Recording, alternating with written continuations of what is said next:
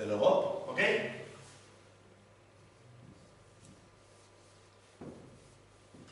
C'est l'Afrique, ok? C'est la Canarie, c'est la Sassoret, ok? Et, je ne sais pas comme ça, les Canada, les États-Unis, les golfs du Mexique, l'Amérique du Sud, ok? Ok. Cuba, Bahama, n'est-ce pas? Et c'est important. Pourquoi est-ce que je dessine cette image? Car je voulais vous parler un peu du cyclone, comme se forme un cyclone. Ok? Un cyclone est, en premier lieu, nous devons penser, pour savoir quand se forme un cyclone, nous devons penser à l'Atlantique Nord. Ok? Pourquoi? Car les cyclones du Caraïbe se forment entre mars et avril, de mars à avril, entre mars et avril, et septembre-octobre. Ok? Ce sont les mois des cyclones, l'époque des cyclones du Caraïbe. Ok.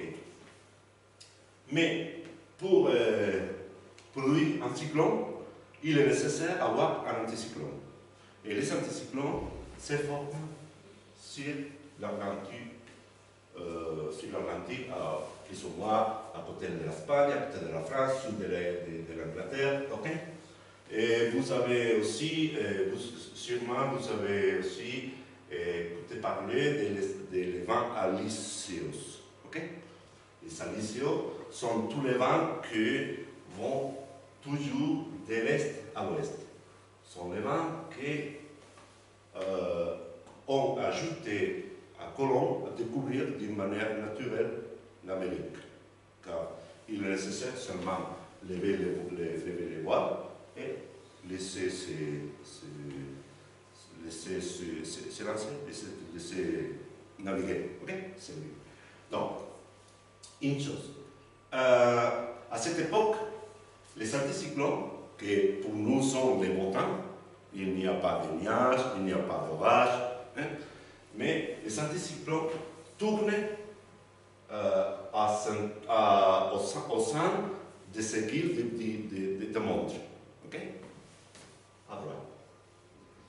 Quand vous voulez la télé, les journaux, nous voyons A, anticyclone, B, cyclone. Ok? Dépression. Bien.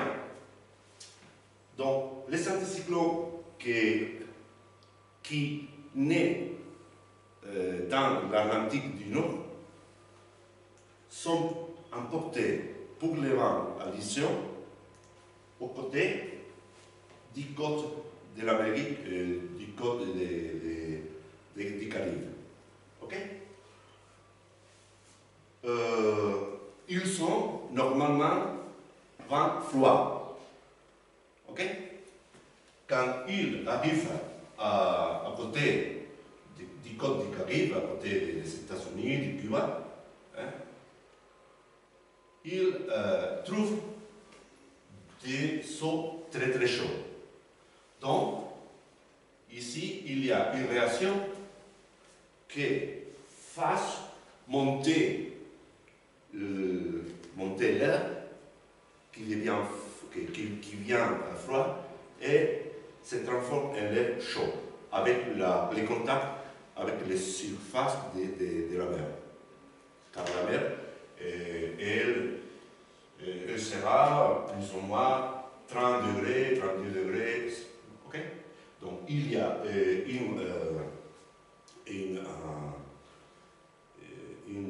contact de l'air froid avec l'eau chaude. Donc, Dans ce moment-là, il arrive le contraire.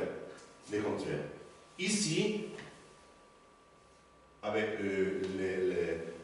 les sens de série de montre, l'air bâche, ok? Car l'air froid pèse plus que l'air chaud. Donc, ici, si l'anticyclone arrive avec l'air très très froid, il y aura une réaction plus grande, de différents degrés entre l'air et le chaud, entre l'air et l'eau. Okay? Et qu'est-ce qu'il se passera? L'air chaud réchauffera, l'eau chaude réchauffera l'air froid et l'air froid montera subitement. La conséquence sera que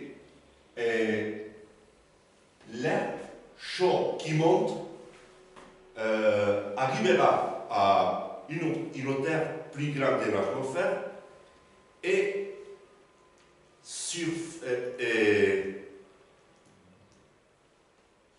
il y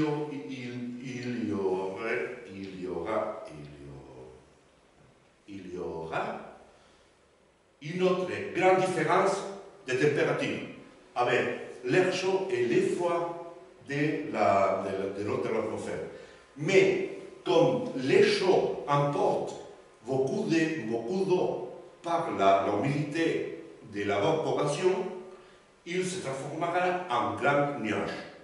Donc, plus froid et l'anticyclone et plus chaud et l'eau du Caraïbe, la réaction sera plus énorme.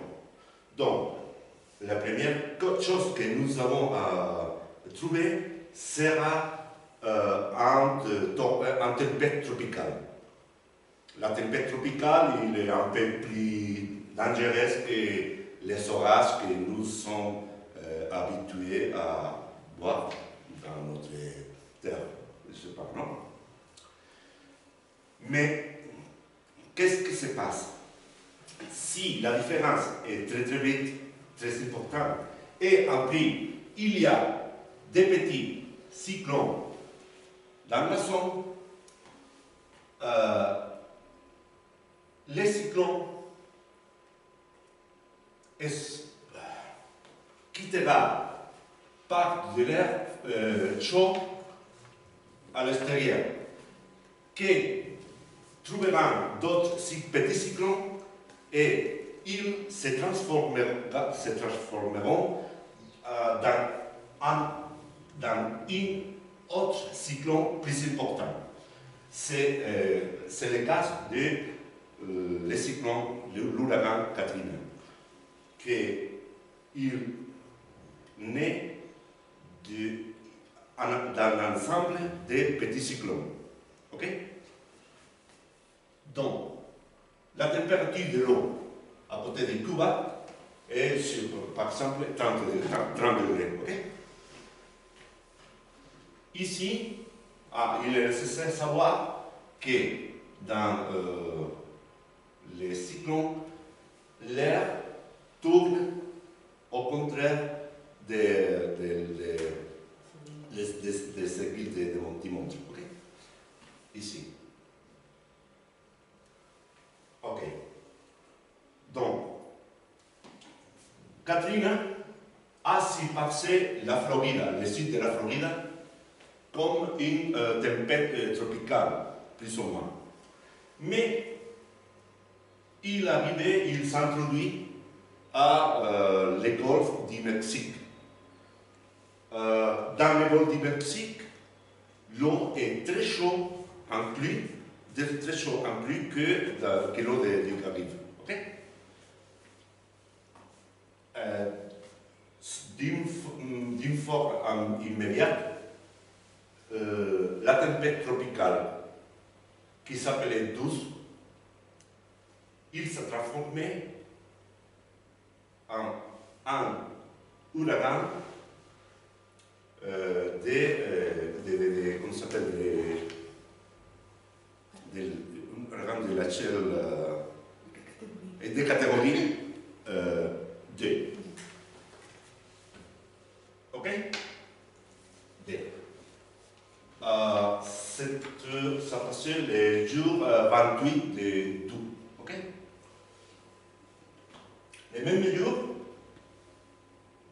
l'ouragan s'est transformé en catégorie 3.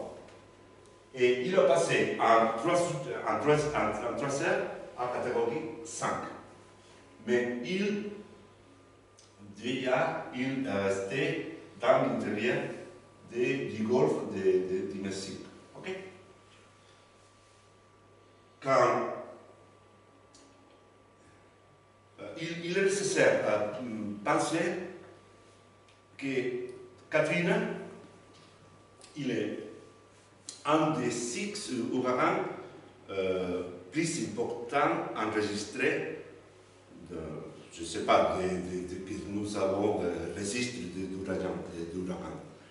Et le plus important de l'importance d'ouragans des États-Unis. Ok?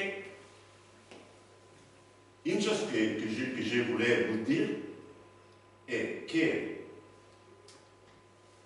cette échelle, c'est énorme, incroyable, car les régions n'est pas le diamètre, les régions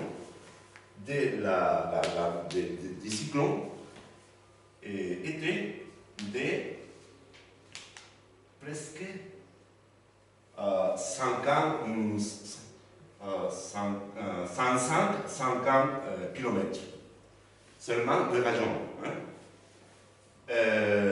L'Ouest, vous savez que le Soudan, l'Ouest avait 40 km. Énorme.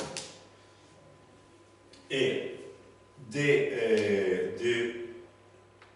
150 km, les premières de 140 km avaient vent avec une vélocité de presque 280 km/h. Donc, je voulais vous dire cette chose car pour moi, il y a très impactant, je ne sais pas si c'est impactant. Oh, ok. Qu'est-ce qu'il s'est passé? Si nous avons 10 vents de 280 km/h, nous aurons grand vagues. Ces grandes vagues ont arrivé jusqu'à entre 6 mètres et 8 mètres. Ok? Vous devez penser que quand Katrina a touché la côte d'Orléans, c'est la ville de la Nouvelle-Orléans et de Orbilis, la cité des casinos, je ne me rappelle pas comment ça s'appelle. Orbilis, je pense que c'est très connu. Hein? La ville de la Nouvelle-Orléans avait des digues d'une hauteur de 4 mètres. Ok? Et une grande partie de la ville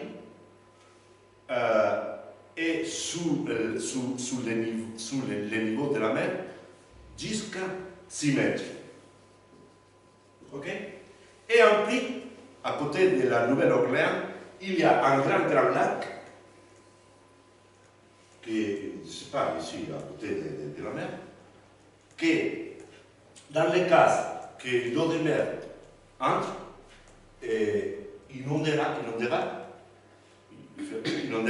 la ville, non pas de la côte, sinon l'eau viendra de l'intérieur. À cause de que l'eau du lac montera. Ok? Donc, j'appellerai cette chose la tempête parfaite. Ok? Bien. La conséquence de cette situation atmosphérique, à ce phénomène atmosphérique, sera que, bien que le président Bush ait déclaré l'état d'urgence, beaucoup d'habitants d'Orléans, les plus pauvres, ont dit rester dans la ville car ils n'ont pas voulu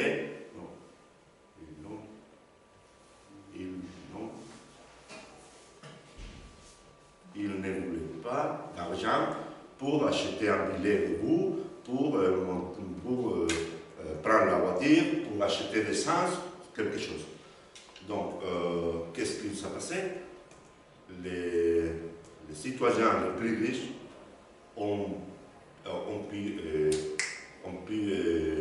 fouiller, ils ont pu s'enfouiller, oui, et les plus pauvres ont dû rester dans la ville. Les conséquences, c'est que presque 1860 personnes ont mort.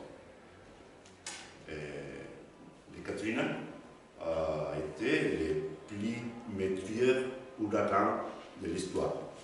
Je ne sais pas de l'histoire, car je ne sais pas si l'année dernière il y a eu un cyclone à l'Asie plus important. Mais les plus meurtriers, il a été les Katrina. Dans cette situation de chaos, la ville restait une ville dangereuse.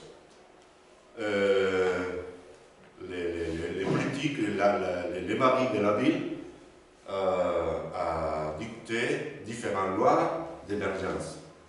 Mais tout le monde était nerveux. La police, les services sociaux, les services civils, je ne sais pas. La désorganisation a été totale. Une des conséquences qu'on peut constater, c'est par exemple que l'eau courante il a disparu. Il n'y avait pas d'eau courante. Donc, les personnes, une chose, nous ne parlons pas d'une heure de dessert, non, nous parlons d'un jour, une semaine, 2 semaines, ok? Des causes. Il n'y avait pas de l'eau courante, il n'y avait pas de nourriture, il n'y avait pas de médecins, il n'y avait pas de lois. La mairie a dicté la situation d'émergence et a ordonné tirer avec fusil à les soldats contre les citoyens. Mais, curieusement, tous les citoyens qui restaient, ou presque tous les citoyens qui restaient à la Nouvelle-Orléans étaient noirs, les plus pauvres. Et ces personnes qu'ils n'avaient pas de nourriture ni d'argent, pour se nourrir, ils devaient piller les entrepôts d'aliments, les magasins, je ne sais pas. Non? Donc, si il avait besoin de se nourrir, il n'avait pas d'argent et les magasins étaient fermés, il doit frapper la porte pour rentrer et prendre les aliments. Non? Donc, surtout, je voulais vous partager la sensation que j'ai eue quand je lis et je me renseignais de toutes les choses qu'on passait. Autre conséquence était qu'il y a eu prison, parce que la justice a impressionné à policiers qui ont tué personnes handicapées, enfants, je ne sais pas, personnes qu'ils ne voulaient pas que ces nourriture pour nécessité. Hein? Je sais pas. Ah oui, le point de vue de l'ennemi romain. Le point de vue de l'ennemi romain, il y a eu aussi un des sources, je ne sais pas, sources de la raffinerie de Lupin a frappé les tribus et le pétrole a sorti d'une manière sauvage, qu'il y a eu une marée noire très importante qui est arrivée à côté de la Nouvelle-Orléans et tous les sons humides de la Nouvelle-Orléans.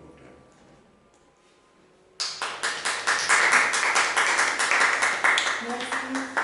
J'aime l'interprétation.